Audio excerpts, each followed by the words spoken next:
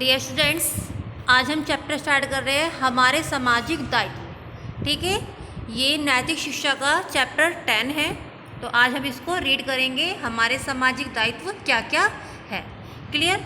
तो जैसे कि फर्स्ट पैराग्राफ में बताया है, मनुष्य एक सामाजिक प्राणी है। समाज में रहकर समाज के कल्याण के लिए कार्य करना प्रत्येक व्यक्ति का दायित्व बन जाता है। समाज के विकास के लिए सबको साथ लेकर चलने की आवश्यकता पड़ती है। एक दूसरे की काम आना, सुख दुख में साथ देना, कमज़ोर व्यक्तियों को आगे बढ़ने में उनका सहयोग करना आदि अनेक सामाजिक दायित्व ऐसे हैं जो व्यक्ति को करने ही होते हैं।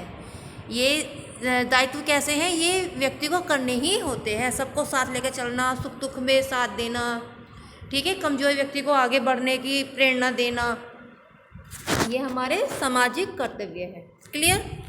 जैसे कि नेक्स्ट पैराग्राफ में बोला है, समाज में फैली कुरीतियों, अंधविश्वास आदि के निवारण में भी जागरूक व्यक्ति अपना कर्तव्य निभाते हैं।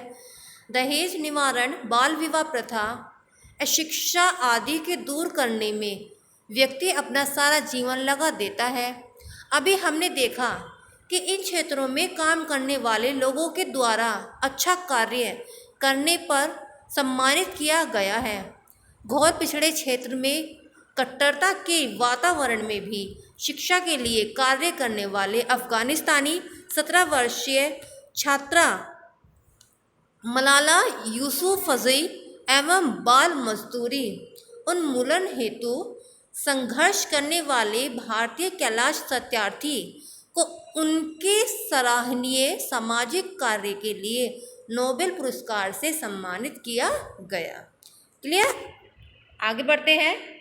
अब देखिए नेक्स्ट पैराग्राफ में बोला है, हमारे प्रमुख सामाजिक दायित्व निम्न प्रकार है। किस किस प्रकार से हम अपने सामाजिक दायित्व निभाते हैं? ठीक है, जैसे फर्स्ट है पर्यावरण संरक्षण। तो इसमें बताया है, आज हमारा पर्यावरण बहुत प्रदूषित हो रहा है। कल कारखानों से निकलने वाला धुआं, पेट्रोलियम पदार्थों एवं कीटनाशक दवाओं का खेतों में अत्यधिक प्रयोग हमारे पर्यावरण को विषैला कर रहा है। क्या कर रहा है? विषैला कर रहा है।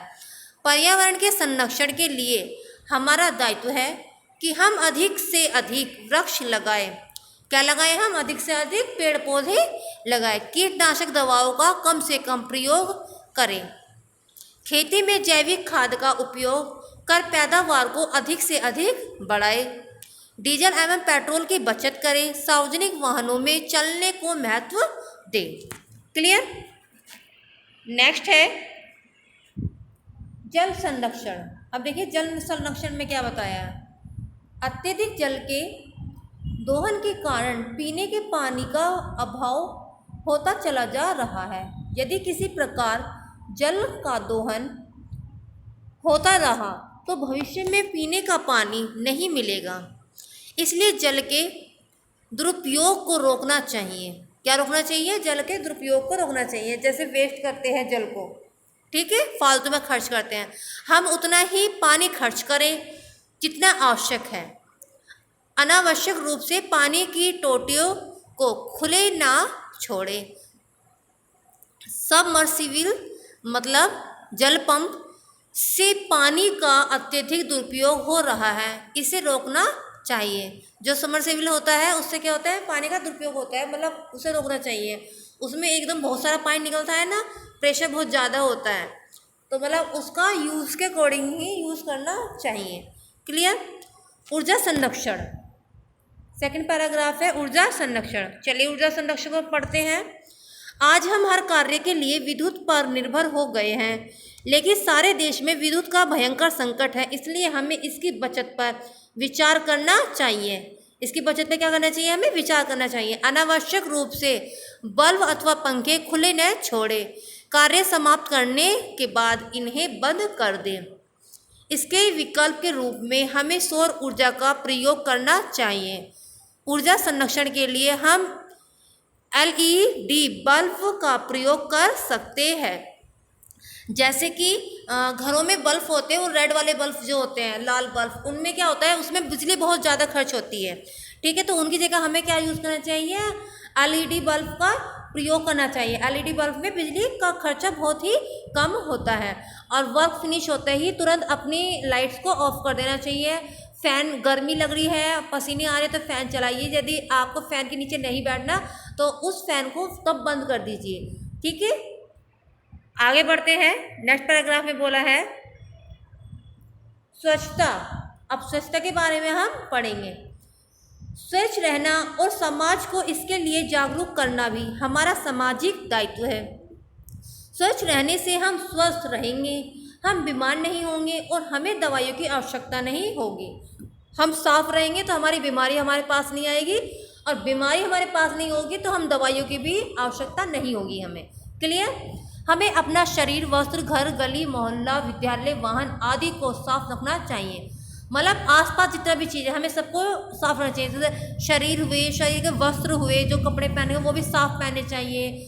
घर भी साफ रखना चाहिए, गली भी साफ रखनी चाहिए। गली, मोहल्ला, विद्यालय, स्कूल में भी स्वच्छता का ध्यान रखना चाहिए। वाहन भी साफ होना चाहिए, आदि को साफ रखना चाहिए। पॉलीथीन का प्रयोग न करें। मूंगफली के छिलके आदि बस, रेल एवं सार्वजनिक स्थानों पर न फेंकें। जो मूंगफली वगैरह के छिलके होते हैं उनको रेल, बस में जैसे फेंक देते हैं, ऐसा नहीं करना चाहिए। क्लियर। बाबा रामदेव एवं प्रधानमंत्री ने स्वच्छता पर जन जागरण अभियान प्रारंभ किया है। हम भी टोली बनाकर इस कार्य हेतु सामाजिक कार्य के दायित्व में सहभागी बन सकते हैं। यदि हम इस सब काम को करेंगे स्वच्छता का तो हम भी सहयोगी बन सकते हैं। क्लियर। अब आगे बढ़ते हैं। नेक्स्ट पैराग्राफ में बोला है सामाजिक कुरीतियाँ। देखिए सामाजिक कुरीतियाँ क्या क्या है। आज भी हमारे समाज में अनेक प्रकार की सामाजिक कुरीतियाँ विद्यमान हैं, जिन्हें दूर कर ही हम समाज को आगे बढ़ा सकते हैं। आज समाज का विकास इन कुरीतियों के कारण अवरुद्ध हो रहा है। प्रमुख कुरीतियों में अशिक्षा, कुपोषण, बाल विवाह, जाति प्रथा, छुआछूत, धूम्रपान, मद्यपान, अशिष्टता आदि प्रमुख है। ये सब क्या है, हमारे कुरीतियाँ है। क्लियर। इनको रोकने में हम सहयोग करें। सभी बालक बालिकाएं विद्यालय जाएं, पौष्टिक एवं घर का बना हुआ भोजन ही खाएं, मिलकर खाएं, आपस में प्रेम पूर्वक मिलकर रहें। समाज की रचना को ठीक करने में अन्य प्रकार के दायित्व है। वैज्ञानिक सोच को विकसित कर आडंबर, ढकोसले, जादू टोने आदि से बचने की आवश्यकता है। मतलब ये जादू टोने और ये जो वो होते हैं ढकोसले, आडंबर, ड्रामेबाजी जो होते हैं, इन सब से हमें बचना चाहिए। क्लियर। आगे चलते हैं। संयुक्त परिवार। आजकल परिवार टूट रहे हैं, इसलिए पारस्परिक प्रेम कम हो रहा है और जीवन में तनाव बढ़ रहा है। आज परिवारों को टूटने से बचाना हमारी प्रथम चुनौती है। भावनात्मक रिश्तों की मजबूती कम हो रही है। आपस में श्रद्धा और निष्ठा का भाव कम हो रहा है। माता पिता मॉम डैड हो गए हैं, मतलब माता पिता क्या हो गए, मॉम डैड हो गए हैं। चाचा ताऊ बुआ फूफा सभी अंकल आंटी हो गए हैं। जो चाचा ताऊ बुआ फूफा थे उन सबको क्या बोलते हैं, अंकल आंटी। हम संयुक्त परिवार टूटने से बचाएं तथा वृद्धाश्रमों में अपने बुजुर्गों को जाने से रोकें। जो बुजुर्ग होते हैं उनको वृद्धाश्रम में जाने से रोकना चाहिए। उनकी सेवा घर पर ही करनी चाहिए, उनका सम्मान करना चाहिए घर पर ही। ठीक है। यह तभी हो सकता है जब हम अपने बड़ों का सम्मान करें। क्या हो सकता है, जब बड़ों का हम सम्मान करें, उनके प्रति श्रद्धा रखें और उनसे निरंतर वार्तालाप करते रहें। तीज त्योहार, सुख दुख, सामाजिक पर्वों पर उनके साथ सहभागी बने। उनकी सलाह को महत्व देकर परिवारों को टूटने से हम बचा सकते हैं। मतलब जो हमारे बड़े होते हैं उनका सम्मान करें, उनका ध्यान रखें, सुख दुख में उनके साथ रहे, तीज त्यौहार उनके साथ मनाए मिलके, उनकी सलाह को अपना आदेश माने, उनकी सलाह को महत्व दे। क्या कहा है उन्होंने उसको करना चाहिए। तो ऐसा करने से ही परिवार को टूटने से बचा सकते हैं। क्लियर। आगे बढ़ते हैं। नेक्स्ट में बोला है सामाजिक दायित्व का निर्वहन करने के लिए अपने को समर्पित करने वाले महान व्यक्तित्व। अब देखिए महान व्यक्तित्व वो कौन कौन है जिन्होंने समर्पित किया। महात्मा गांधी छुआछूत उन्मूलन, डॉक्टर हेडगेवार सामाजिक समरसता, दीनदयाल उपाध्याय अंत्योदय, नेल्सन मंडेला रंग भेद के खिलाफ आंदोलन, मलाला यूसुफजई महिला शिक्षा के प्रति जागरूकता, कैलाश सत्यार्थी बाल मजदूरी रोकना, राजा राम मोहन राय सती प्रथा, नरेंद्र मोदी स्वच्छता के लिए जागरूकता, बाबा रामदेव योग के प्रति जागरूकता, सुंदरलाल बहुगुणा चिपको आंदोलन, वृक्ष बचाओ अभियान। क्लियर? अब देखिए ये चैप्टर पूरा एक्सप्लेन हो गया है। अब इस चैप्टर की क्वेश्चन आंसर है। क्वेश्चन आंसर में की टिक करके मैं एक पीडीएफ सेंड करूंगी आपको, जब ये आपको क्वेश्चन आंसर कंप्लीट करने हैं। क्लियर? फिलहाल आप इस चैप्टर के थ्रू इस वीडियो के थ्रू इस चैप्टर को अच्छे से पढ़ेंगे और ग्रुप में रेस्पॉन्स देंगे किस किस बच्चे को ये चैप्टर अच्छे से समझ में आ गया है। क्लियर?